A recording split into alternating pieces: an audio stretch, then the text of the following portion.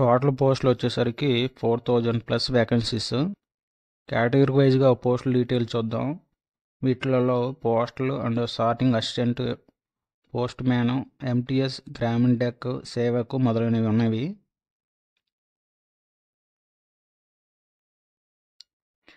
Age limit చూద్దాం. 18 నుంచి 27 మధ్య వయసు గల అభ్యర్థులు ఈ పోస్టులకు అప్లై చేసుకోవచ్చు. శాలరీ 10,000 నుంచి 69 మధ్యలో ఉంటుంది. సెలక్షన్ ప్రాసెస్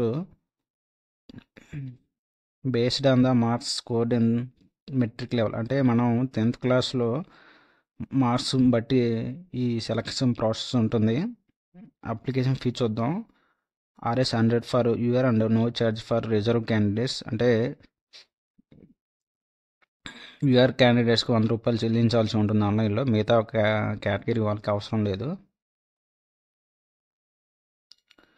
మీరు ఈ పోస్టులకి HTTPS India post GDS online government నుండి రిజిస్ట్రేషన్ అవ్వచ్చు. ఈ లింక్ ద్వారా. అఫీషియల్ వెబ్సైట్ వచ్చేసరికి ఇండియా పోస్ట్ గవర్నమెంట్.in అనమాట. కేటగిరీ వైజ్గా పోస్ట్ డీటెయిల్స్ చూద్దాం. పోస్ట్ మ్యాన్ 15,000 పోస్టులు ఉన్నాయి.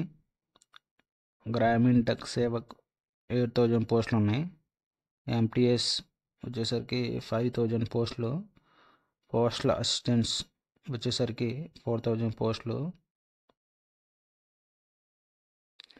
క్లర్క్ పోస్టులు వచ్చేసరికి 800 పోస్టులు.